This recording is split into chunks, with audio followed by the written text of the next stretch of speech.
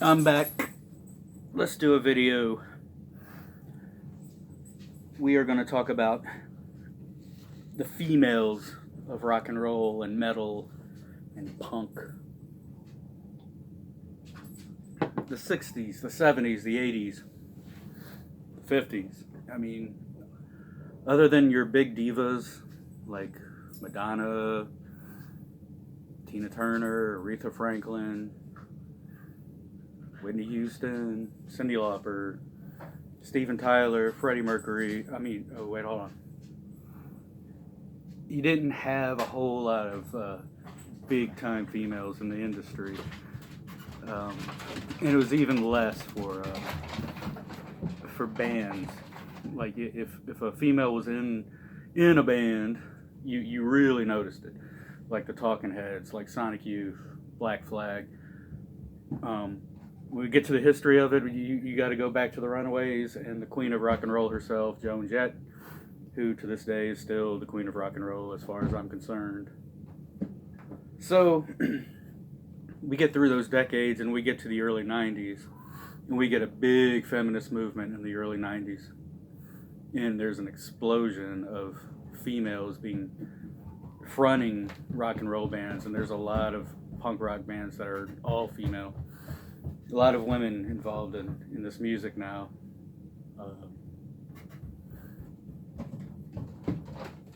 I guess the big ones, sort of like Courtney Love and Hole.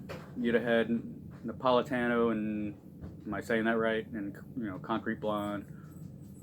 You had Kim Deal and what'd she do? She came from the Pixies and did the Breeders. You had the Muffs, 45 Grave, who came from the 80s. They were still around. The Cramps were still around. You had Poison Ivy, who was kind of like a co-front woman for the Cramps. But then you had this huge explosion of all female bands, which you had 7 Year Bitch, you had L7, who's making a huge comeback right now. You had Bikini Kill, whose front woman would later go on to create La Tigre. You had bands like Betty Blowtorch and the Gits, who probably would have became huge hadn't been for the untimely deaths of their front women. You had, if you were in the know, you had Madam X, who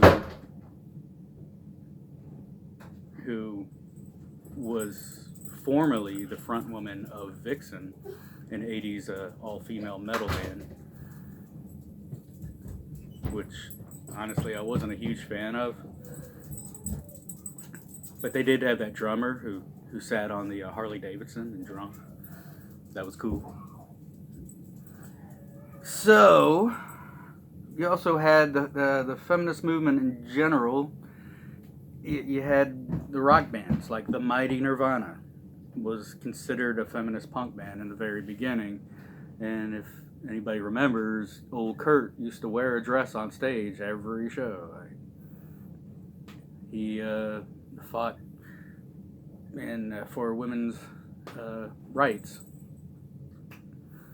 Pearl Jam, Mudhoney. You had a whole slew of bands that nobody's ever even heard of that put out tons of 7-inches, like Not My Son, Deadly Weapons.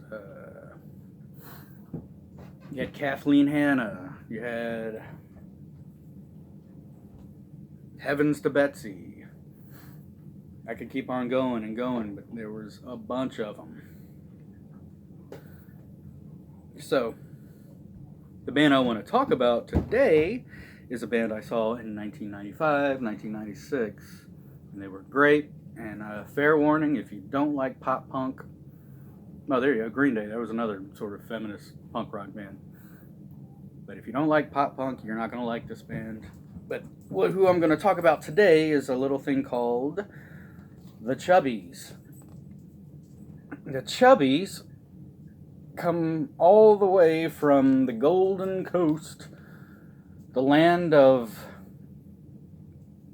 delicious tacos and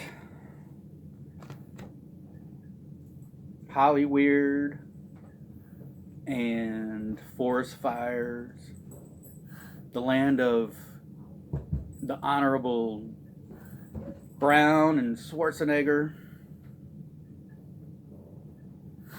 So the Chubbies, I saw them again, 96, 95. This record, I believe, is their first 7-inch. And it was created by a woman named Jeanette Cantzalis would be her last name. And this record's fascinating because she does everything on it. She does the guitar, she does the bass, she does the singing, she does the drums. She's a very talented person. It's on Sympathy for the Record Industry Records. And I think they're still around. I know they put out a record around 2016 called Jive and Honey.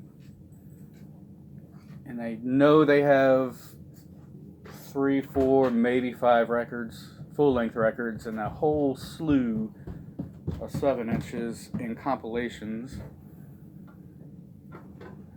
One compilation is a Munster Records compilation out of Spain. But there's a bunch of other compilations. So let's go ahead and listen to it. I think you'll like it. I love it. And I think that's all I have to say.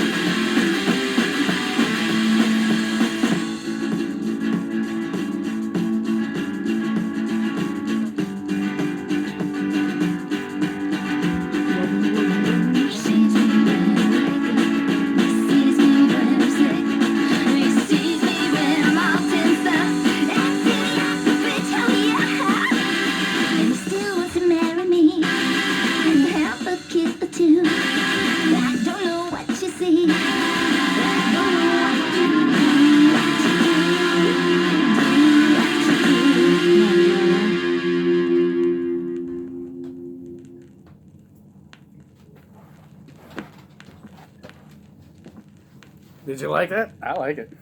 I actually listen to this a lot. I like the way it sounds. It just has a cool sound. I forgot to mention Blondie and the Plasmatics with Wendy O. I mean, how can I talk about punk rock if I'm not talking about Blondie and the Plasmatics? What the hell's wrong with me? And before I get in a lot of trouble, Heart. Remember Heart? Okay.